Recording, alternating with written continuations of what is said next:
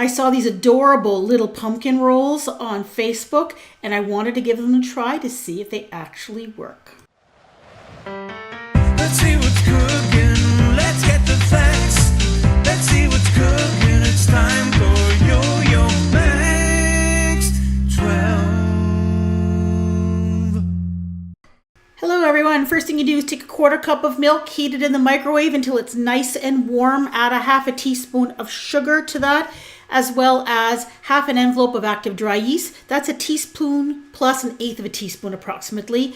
Give that a stir around and let it sit on its own for a few minutes. Now in your stand mixer bowl, place 2.5 tablespoons of brown sugar, 2 tablespoons of butter, 3/4 teaspoon of salt, 2 teaspoons of pumpkin pie spice, 1 egg, and a 1/2 cup of pure pumpkin. Add in that milk and yeast mixture, and then you're going to dump in 2 cups of all-purpose flour. You're going to stir that with your stand mixer paddle attachment until it kind of comes together. Then you're going to switch to the dough hook. If the dough hook doesn't seem to be working, bring your mixture or your dough to the bottom of the bowl in the center, and then let the dough hook do its work. You're going to let that blend until it gets nice and smooth and elastic. And you can see it starts to climb up the dough hook, and it just looks really smooth.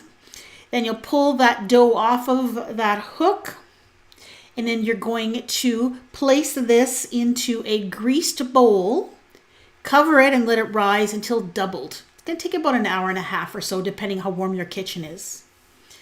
Once the dough is risen, you're going to cut it up into 8 pieces. Now, I should note here I'm doing a half recipe. All right, so the full recipe makes 16. I made a half recipe that makes 8. So I have 8 little dough balls. You're going to flatten them out a little bit.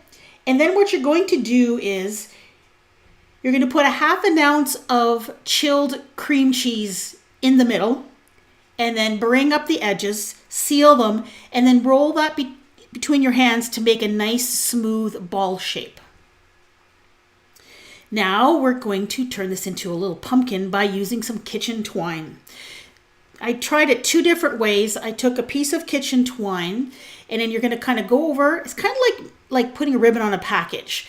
So you're going to go over, cross it, and then you're going to turn the ball over, and then you're going to cross it again.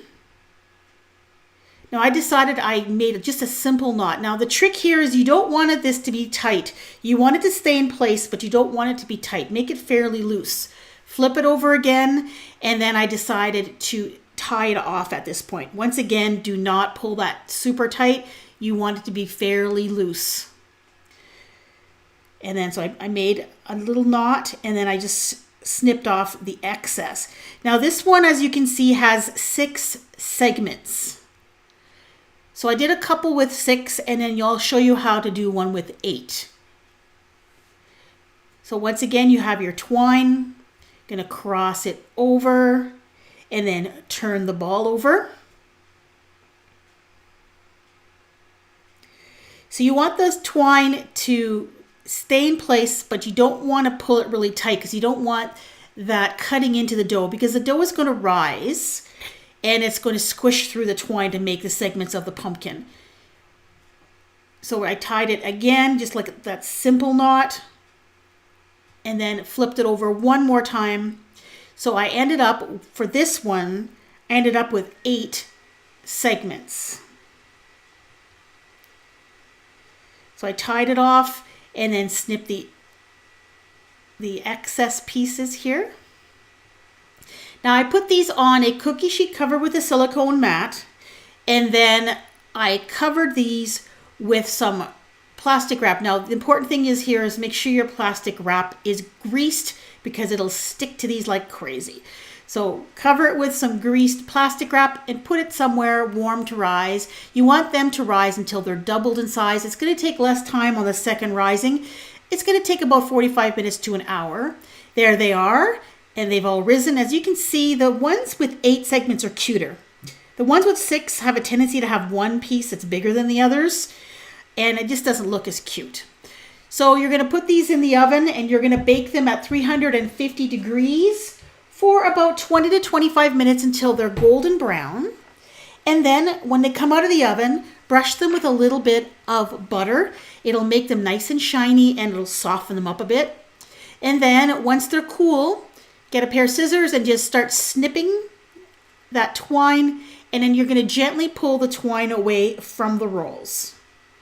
And I was afraid that they were going to kind of fall apart when I did this, but they didn't. They actually pulled away from the rolls fairly easily. You did get a little bit of breakage on the bottom where the twine stuck to the dough in the bread. But overall, they actually turned out pretty awesome. So pull that twine out. And then the last thing you're going to do to make these look like pumpkins is to take a whole pecan, break it into pieces, and then just stick it in the top as a stem. And there you go, a beautiful little pumpkin roll. These look absolutely incredible on a plate. Can you imagine how great these would look on your Thanksgiving Day table? Now here they are cut in half, and you can see that chunk of cream cheese in there. Now the cream cheese stays almost perfectly intact. It doesn't change shape. It doesn't seem to even melt in there. Now, I love these rolls. The rolls themselves are delicious. The pumpkin flavor is not real strong because pumpkin is fairly neutral. The rolls are nice and soft. They're delicious. The only thing I didn't like was the cream cheese. I didn't like this big old chunk of cream cheese stuck in the middle. The cream cheese didn't have any flavor other than cream cheese. And I wasn't impressed by that part. So I recommend you make these for Thanksgiving dinner. By all means, people will think you're amazing, but just leave the cream cheese out and then just serve it with butter. People could break off little segments and put some butter in there. And that's all you really need with these. So a success, but with modifications.